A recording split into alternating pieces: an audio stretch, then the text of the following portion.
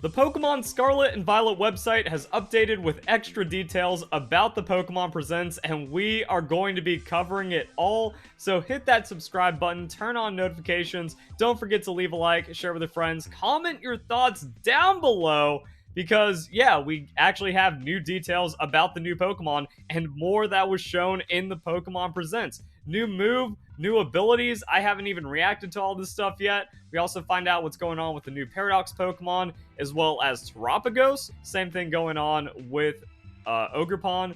So yeah, we got some crazy stuff. Let's start out with Archaludon.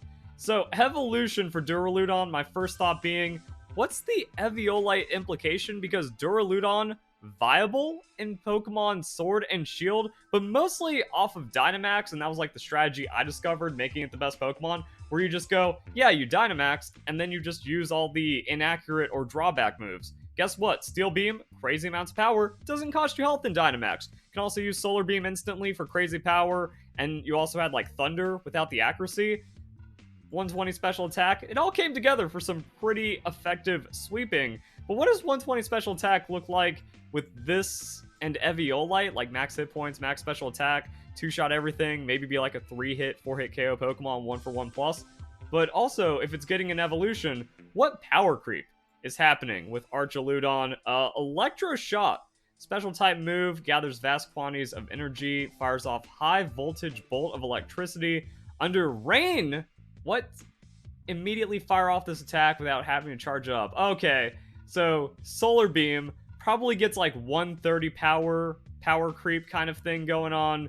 It's a bridge, Generation 5, haha, Unova region.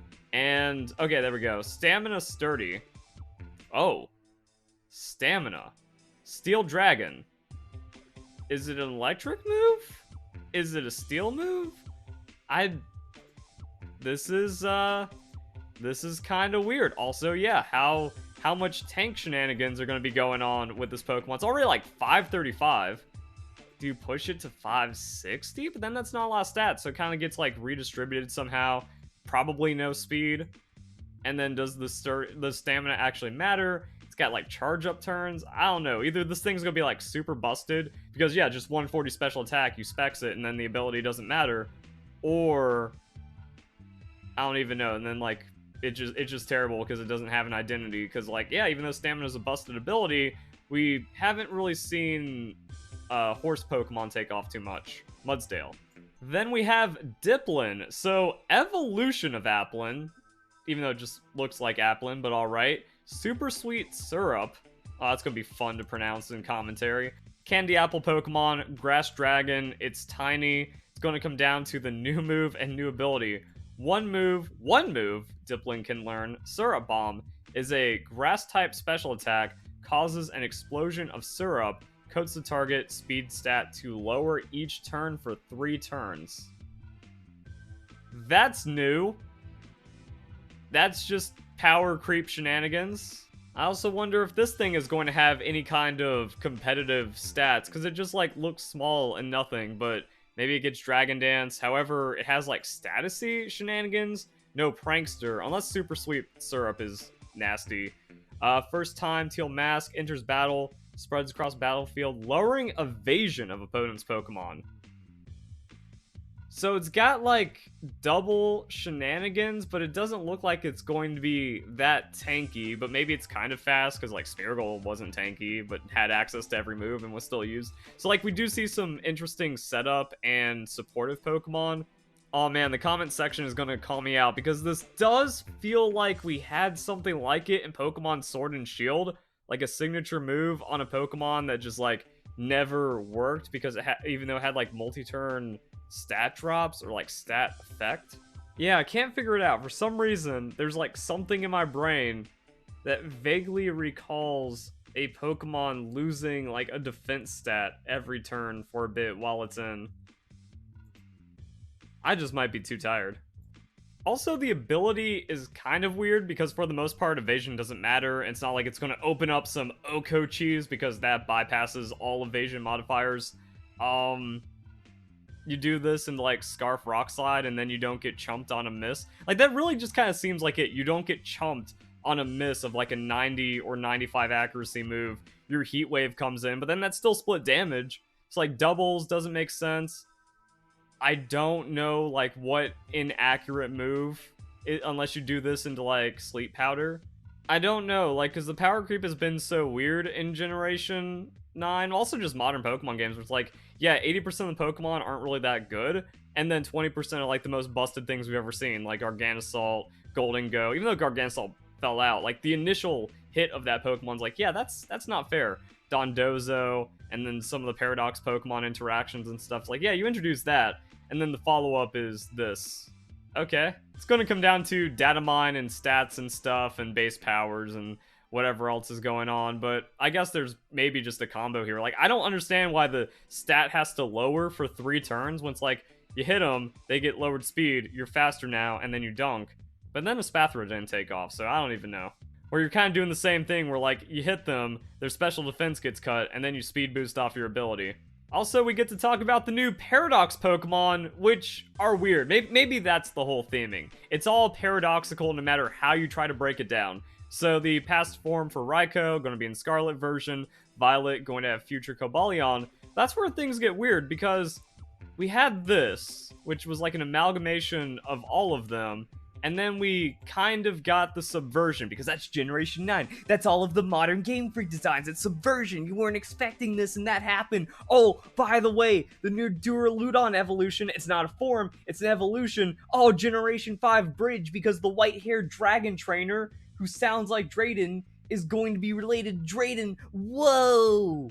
You know, just like all the just stupidity. Instead of actually trying to make cool Pokemon designs, they're like overvaluing theming and then just making like nonsense from it. So yeah, so we do have the future Virizion, we have past Suicune, all kinds of weirdness going on, and then carrying that over.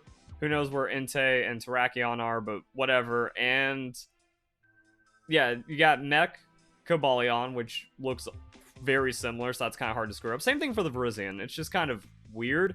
And then Walking Wake, I never liked its design, so of course, when we get into the Generation 9 designs on Raging Bolt, that looks horrible. What is this abomination? It's all just abominations. And then some of the mystery about Terapagos has been revealed. So what looked like a baby form or pre-evolution, that's actually normal Terapagos. And then the first one that was revealed with the DLC announcement, that's actually the Terastal form of Terapagos. So it's become clear that this recently discovered mystery Pokemon is in fact the legendary Pokemon Terapagos in its normal form. So that goes back to this news, which ties in with the anime, but that also leaves a lot of questions and subversion when it comes to the form for Terapagos that we saw in the like Pokemon Scarlet and Violet books inside the game. Is that just going to be another red herring like this? And again, like, okay, cool, you can only fake out people so much until they stop, like, caring about the designs or whatever. Turns out the form Terapagos was first discovered is the Terastal form. Apparently, Terapagos is capable of taking on multiple distinct appearances. I guess maybe that's it. The multiple distinct appearances means it's also Terapagos, the big, like, sphere of hexagons representing some kind of terrestrialization or Pokemon typing. Cool. Same thing seems to be going on with Ogrepon. Legendary Pokemon has been discovered in its terrestrialized state. Ogrepon recently been sighted in terrestrial state. Exactly what sort of power this Pokemon possesses is still unknown. Also, we get the distinction of legendary Pokemon. I think we had the news announcement talking about the legendary Pokemon you'll meet. And it's one of those things where, like, are these truly legendary? Or are they mythical? Because that's kind of how, like, DLC or when we get an extended version of a Pokemon game, they slap in some mythical Pokemon or something. But no, like, these are legendaries, not mythicals. And then their legendary DLC-ness gives them extra forms inside Terastal. So that just kind of, like, clears up any misnomer shenanigans that can happen with this kind of stuff. Because, yeah, you look at those, especially Ogrepon, you're like, okay, we got our mythical, like, Zarude or something. But no, these are just straight-up legendaries. Which means shenanigans for competitive. And then having terrestrial forms. I wonder if this expands to other Pokemon. Probably not. It's like weird exclusive legendary things on Pokemon that may or may not be usable. But then GS Cup kind of opens that up. Instead of using your terrestrial on a random type, even though it's not random because Open Team... It's all a mess. Open Team Sheets and VGC... you can just like terrestrial this dude instead and get like legendary benefits or stats or something. And then we have Mew and Mewtwo event. People want to know what what Mew I get. I guess we can do that here. Now, an interesting thing about the Mew event is that we have like a mystery move to go into typing, Swift, Light Screen, Life Dew. Yeah, I don't see that being the correct play into the Mewtwo event. Let's see what we have here. Mewtwo, legendary Pokemon, created from DNA of Mew, 7-star raid battle, something special happens with Mew. You get bonus stats. It's already been data mined, and then it's going to be August 31st, 5 p.m. Pacific time, so September 1st, UTC. Strong foes make powerful allies. Prepare for offense and supporters. So we have some... Oh, wait. Scizor, Blissey. I don't know if that's going to be like Terra Blissey stuff coming on. Hydreigon. So Blissey into Mewtwo as a special attacker. Yeah, if you're getting the Mew and getting bonuses. Let's see. Perfect opportunity to catch some powerful Pokemon and get the rewards. EXP candy for leveling up your Pokemon. And items for improving the stats and Terra Shards. Okay, so it seems like maybe a lot of bonus Terra Shards, which is very helpful. So this could be a good farming event that begins later today. We'll see how that plays out. Maybe a little bit of Blissey run back or getting some other strong Pokemon. The thing is, everyone gets their own Mew, and it's going to be bonus. So I wonder if that's just kind of the setup where you turbo set up on Mew. I don't really feel like the devs would set us up for a weird kind of failure. Terra Flying. All comes full circle, huh? And then Air Slash. Yeah, this boy's going to need some work, and then a little bit of labbing, and then we can go and build that for the Mewtwo Terra raid at some point. We've got time. We have almost a month, which is really nice. And that's kind of it. So details about the new Pokemon that were revealed. The code is Get Your Mew, and that's kind of like its cool little thing. So you get a Mew event, you do the Mewtwo event, you got some events coming up, and that's, again, on top of all the other new Pokemon news that we've had. So if you guys enjoy the video, and I'll see you guys in a bit with the next one.